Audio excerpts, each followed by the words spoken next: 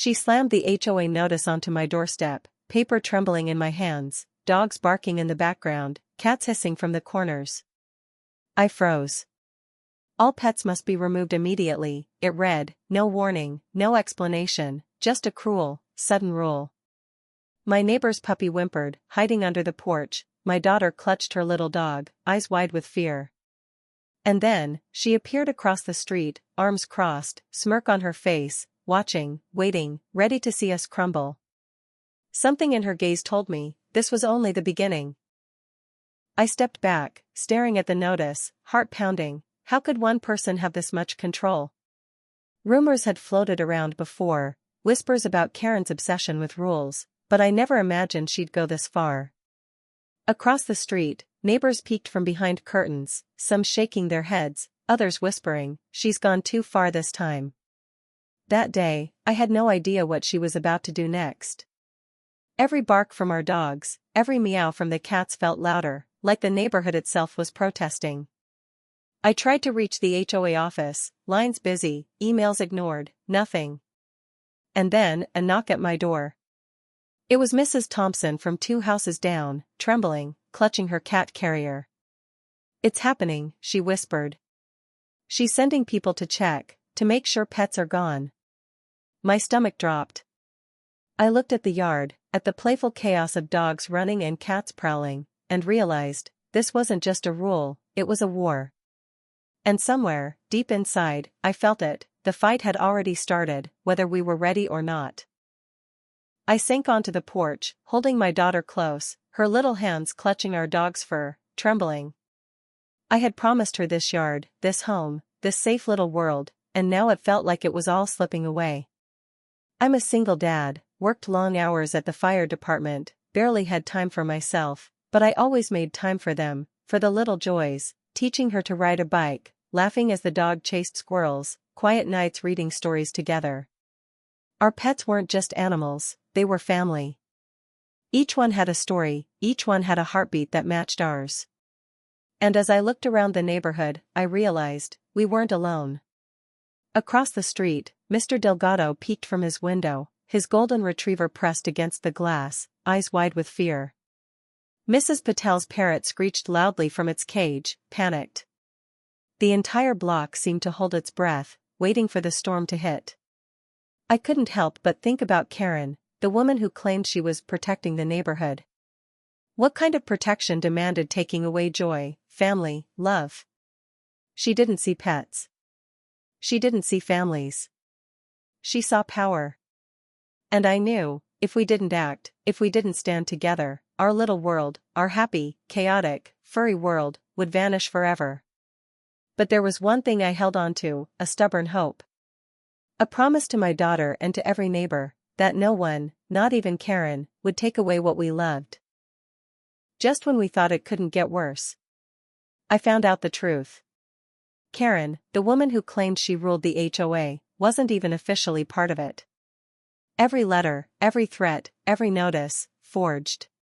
She had stamped them herself, signed them herself, pretending to wield authority she didn't have. My heart sank, but then anger surged. She had been manipulating the neighborhood, playing everyone like pieces on a board, while pretending she had the law behind her. I confronted her across the street, trying to stay calm. Who gave you the right? I asked, voice shaking. She laughed, sharp and cold. The right? I don't need anyone's permission. I'm just making sure this neighborhood stays perfect. Her eyes darted to the dogs playing innocently in our yards. And perfect neighborhoods don't have pets. That's when I realized, it wasn't just about rules. It was about control. About fear. About showing she could bend everyone to her will. And worse, some neighbors, scared and confused, had already started packing up their pets, believing her lies. I froze, knowing that if we didn't expose her quickly, the chaos would become irreversible. But deep down, I also knew something she didn't. She underestimated us, the ones who actually loved this neighborhood, the ones who understood what family really meant. And I silently promised, she wasn't done playing, but neither were we. Just when it seemed Karen had all the power, something unbelievable happened. Mr. Delgado, the quiet neighbor who rarely spoke, revealed he had secretly been recording her for weeks, hidden cameras at the community center, proof of her threats, her forged notices, even conversations where she laughed about scaring people. I couldn't believe it, the tables were turning. Then my phone buzzed. It was Mrs. Patel, holding her parrot like a little alarm bell. "She's trying to convince more neighbors, but I sent the recordings to everyone," she whispered. The chaos had sparked unity, people were waking up, seeing Karen for who she really was. And that wasn't all. I discovered she had also tried to hide a clause in the HOA bylaws that would have allowed her to fine anyone resisting her pet ban, but she misfiled it. The law, ironically, was on our side. I felt a rush of hope, but also adrenaline. The neighborhood was no longer confused, we were prepared. Dogs barked, cats meowed, and for the first time, the chaos felt like a rallying cry, a warning to Karen. She thought she could break us, scare us, and force compliance, but she didn't realize that underestimating a united community, fueled by love, justice, and truth, was her biggest mistake.